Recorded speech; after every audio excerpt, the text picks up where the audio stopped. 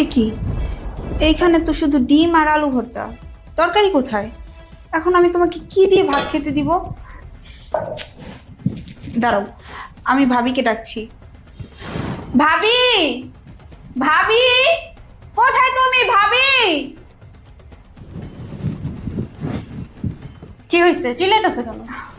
ভাবি, শ্রাবণের ভাত খেতে দিছি, এখানে তো ডিম আর আলু ভর্তা আছে, তরকারি কোথায়? কি দিয়ে ওকে ভাত খেতে দিব? এখানে যা আছে তা দিয়ে খেতে দাও। এখানে যা আছে তা দিয়ে খেতে দিব? এখানে তো একটু ডিম আর আলু ভর্তা, আর তো কিছু নাই। তুমি না গরুর মাংস রান্না করলা? হ্যাঁ, রান্না করছি। সবাই খাওয়া দাওয়া করছে, গরুর মাংস শেষ হয়ে গেছে। এখানে যা আছে আলু ভর্তা আর ডিম, ওটা দিয়ে তোমার জামাইকে খাইতে দাও। ভাবি, তুমি এসব কি বলছো?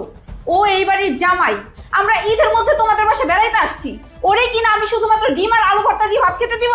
এইবারে জামাই হয়েছে তো কি হয়েছে? প্রতিদিন কি ভালো মন্দতে ভাত খেতে দিতে হবে নাকি? যা আছে তাই দিয়ে তোমার জামাইকে খেতে দাও। নেহা, এটা কি হলো? ভাবি হঠাৎ এরকম ব্যবহার করলো কেন আমাদের সাথে? আমি দেখতেছি, তুমি আসো আমার সাথে। মা, বাবা, তোমরা এইখানে? আমরা কি ঈদের মধ্যে তোমাদের বাসায় বেড়াইতে এসে ভুল করে ফেলছি? কেন, কি হয়েছে? কি হয় নাই সেটা বলো। তোমরা খাইবা গরুর মাংস দিয়ে ভাত, আর আমার জামাইরে দিবা ডিম আর আলু ভর্তা। আমার জামাই কি শ্বশুর বাড়ি এসে ডিম আর আলু ভর্তা দিয়ে ভাত খাইবো? ও এই বাড়িতে আসতে চায় নাই, আমি ওরা জোর জবরদস্তি করে এই বাড়িতে নিয়ে আইছি ডিম আর আলু ভর্তা দিয়ে ভাত খাওয়ার জন্য। জামাইরে গরু মাংস দেয়নি? না। বৌমারে আমি ডাক দিতেছি।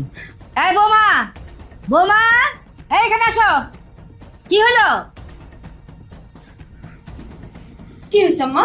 বৌমা, বাড়িতে আজকে গরু মাংস রান্না করা হয়েছে, তাহলে জামাইকে কেন আলু ভর্তা ডিম দিয়ে ভাত দিছো? আম্মা, যেই গরুর মাংস রান্না করছিলাম ওইগুলো তো আপনারা সবাই মিলে খাইয়া ফেলাইছেন, তাহলে আর কি দিয়ে ভাত দিতাম? আলু ভর্তা আর ডিম ছিল, এই কারণে ওইগুলো দিয়ে খেতে দিচ্ছি। বৌমা, তাই বলে তুমি জামাইরে আলু ভর্তা ডিম ভাজা ভাত দিবা? তুমি গোস্ত আলাদা করে রাখবো না? আব্বা, গরুর মাংস তো খাইছেন আপনারাই। আপনারা যখন খাইছেন তখন তো আপনাদের জামাইয়ের কথা আপনাদের মনে আসছিল না? তখন তো হোমানে খাইছেন। কে আপনারা তো চাইলেও পারতেন রেখে দিতে, আপনারা তো রাখেন নাই। বুঝতে পারছি, গরুর মাংস আজকে বেশি মজা হয়েছিল, এই জন্য সবাই একটু বেশি বেশি খেয়ে ফেলছে। বল, তুই কিছু মনে করিস না। আমার জামার জন্য তোমরা মাংস রাখতে পারলা না?